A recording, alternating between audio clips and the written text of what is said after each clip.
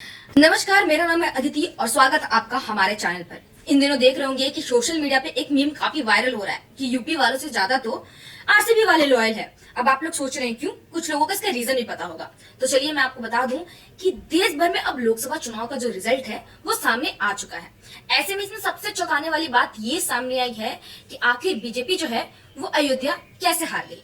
देखिए, इस बार भाजपा को देश भर में काफी कम वोट मिले हैं, लेकिन 272 का जो मैजिकल आंकड़ा है वो एनडीए गठबंधन ने छू लिया है। तो इसमें कोई भी दो राय नहीं है कि एक बार फिर से बीजेपी की सरकार बनेगी और मोदी जी 9 तारीख को शपथ लेंगे। लेकिन अब भी वही सवाल खड़ा होता है कि आखिर अयोध्या में बीजेपी कैसे हारी, क्योंकि 500 वर्षों का जो लंबा इंतजार था रामलला को लेकर या फिर कहे राम मंदिर को लेकर, वो बीजेपी सरकार ने साकार करते हुए दिखाया और उसके पीछे बहुत बड़ा हाथ बीजेपी सरकार का है। लेकिन इसके बावजूद अयोध्या वासी जो है वो बीजेपी सरकार को नकार देते हैं। अब कुछ लोग सोच रहे होंगे कि मंदिर बनने के बाद टूरिज्म बढ़ा, प्रॉपर्टी के जो रेट है वो भी काफी हाई हो गए और यहाँ तक कि मंदिर से लोगों को और बहुत तरीके से मदद मिली है, लेकिन इसके बावजूद बीजेपी हार गई। अब भी सवाल उठता है क्यों? और ये जो सवाल है वो आम जनता के साथ साथ एक महंत का भी है जो हनुमानगढ़ी से आते हैं, महंत राजू दास जी। उन्होंने एक स्टेटमेंट दिया है जो काफी ज्यादा वायरल हो रहा और चर्चा में भी है। तो मैं आपको वो स्टेटमेंट पढ़ के सुनाती हूँ पहले। अच्छा हुआ रामायण में राम जी रावण से युद्ध करने के लिए बंदरों और भालुओं को ही ले गए थे।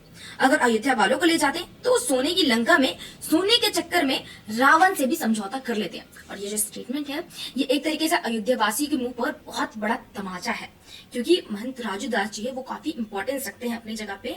क्योंकि ऐसा माना जाता है अगर आप राम मंदिर जाते हैं और हनुमानगढ़ी का दर्शन नहीं करते हैं तो वो अधूरा माना जाता है।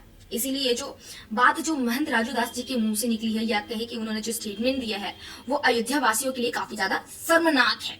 क्योंकि अगर आप देखें वहां पर डेवलपमेंट के नाम पर चौड़ी सड़कें दी गई है, एक बहुत बड़ा मंदिर खूबसूरत जो 500 वर्षों का जो त्याग है उसे कंप्लीट करने के बाद फाइनली हमें मंदिर मिल चुका है।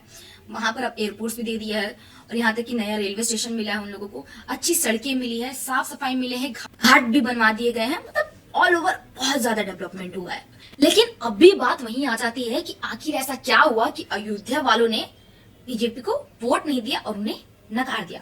तो इसकी 4 बड़ी वजह है। पहले बात करते हैं लोकल्स की। लोकल्स में काफी आक्रोश भरे हुए, काफी गुस्सा भरा हुआ है। आप लोग सोच रहे होंगे वो क्यों? इतना अच्छा डेवलपमेंट हुआ, खुश होना चाहिए? नहीं, कई लोगों के पुराने घर छीने गए और वो देना नहीं चाहते थे। उसके बदले में मुआवजा तो मिला लेकिन वो संतुष्ट नहीं है, कुछ लोगों तक मुआवजा ही नहीं पहुंच पाया। और एक और बड़ा रीजन इसमें ये रहा है कि जो जमीन ली गई है उसके बदले में दूसरी जो जमीन दी गई है वो सही जगह पे नहीं दी गई है। कई दुकानदारों से उनकी दुकानें भी छीनी गई है। जो छोटे दुकानदार हैं उनको दुकान तो नहीं मिली, लेकिन जो बड़े हैं वो पैसे देके ले लिए, लेकिन जो छोटे वो कहाँ जाए।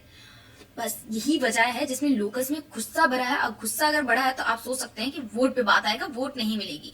और जब वोट की बात आती है तो सबसे बड़ा एक जो मुद्दा होता है वो कैंडिडेट का भी हो जाता है पार्टी की तरफ से। तो मैं आपको बता दूं बीजेपी ने अयोध्या में खास कैंडिडेट भी नहीं दिया था, क्योंकि जो लल्लू जी है हमारे, उन्होंने एक ऐसा स्टेटमेंट दे दिया था जिससे वहां की जो जनता है वो भड़की हुई थी। तो सही कैंडिडेट का चुनाव बहुत ज्यादा जरूरी है जनता को अपनी तरफ करने के लिए, इस वोट को भी सही तरीके से समझने के लिए। और सही कैंडिडेट क्यों नहीं दिए, या ऐसा क्या हुआ, हिंदू है, तो मैं इस बात को भी समझाती हूँ। मैं आपको बता दूं अयोध्या में 80% लगभग हिंदू रहते हैं, बाकी जो 19% है वो मुसलमान है और 1% में ईसाई, फारसी और ऑल ओवर और जितने भी धर्म है वो आते हैं। लेकिन इस 80% में भी अब ये पूछा जाए कि जो जनरल एससी और एसटी है वो कितने होते हैं, तो मैं आपको बता दूं एससी जो है वो 21.1% है और जो एसटी है वो 0.6% है और ओबीसी 40.1% है और वहीं जनरल जो है वो 37.2% है। तो अगर ऑल ओवर देखा जाए तो जो एससी और एसटी की जो निचली जातियां हैं वो लगभग वहां पर 60% है उस 80% में से भी।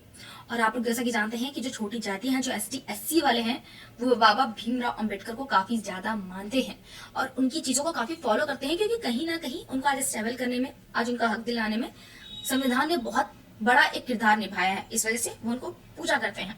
और वही जो बीजेपी ने कैंडिडेट लल्लू जी को उतारा था, उन्होंने डायरेक्ट कह दिया था कि अगर 400 पार आ जाता है इस बार तो हम संविधान को बदल देंगे, आरक्षण खत्म कर देंगे। और ये बात ने काफी ज्यादा अयोध्या में बवाल मचा दी थी। अब एसटी एससी सोच रहे होंगे कि कैसे आरक्षण खत्म हो सकता है, क्योंकि उनके लिए आरक्षण एक बहुत बड़ा मुद्दा है। बीजेपी ने हालांकि इस बारे में बात तो की, लेकिन सही तरीके से इसे क्लियर नहीं किया, जो कि एक उनके लिए बहुत ही माइनर पॉइंट बन गया। प्लस पॉइंट ले नहीं पाए, उसे अच्छे से जनता की तरफ आते और उनको समझाते कि ये जो स्टेटमेंट है ये ऐसा कुछ भी नहीं होने वाला है, आप शांत हो जाइए। बीजेपी ने काफी हल्के में लिया, ये काफी गलत कर दिया। इस वजह से जो विपक्षी पार्टी है उसने उठाया फायदा। अब आप सोच रहे होंगे कैसे, तो मैं आपको बता दूं, विपक्ष में भी सापा ने उठाया। उसने जो जमीनी स्तर के जो माहौल है उसको समझा और देखा कि आखिर यहाँ जरूरत क्या पड़ रही है। तो वहां पर उसने एक दलित नेता जिनका नाम था अवधेश प्रसाद जी, उनको उतारा और उनको बहुमत के साथ आप लोगों ने देखा कि जीत भी मिली। उन लोगों ने मुद्दे समझे, आरक्षण जो है वो खत्म वाली बात को नकारा कि हमारी सरकार आती है तो आरक्षण हम खत्म नहीं होने देंगे, और यहाँ तक कि जिन लोगों की जमीन छीनी गई है उनकी जमीन हम वापस करेंगे, ऐसे वादे करें। अब पूरा जो वोट है उनके पास चलेगा। जो तीसरा बड़ा मुद्दा है वो ये रहा कि पेपर लीक के भी मामले काफी आ रहे थे, रोजगार का भी मुद्दा काफी उठ रहा था, क्योंकि सभी जानते हैं जो यूपी बिहार के लोग होते हैं वो सरकारी नौकरी को कितनी ज्यादा अहमियत देते हैं, और ऐसे में पेपर लीक होना बहुत बड़ी बात होती है। तो सरकार को यहाँ पर भी क्लियर करना चाहिए था, या ये कहे कि विपक्षी ने इस बात को क्लियर नहीं होने दिया।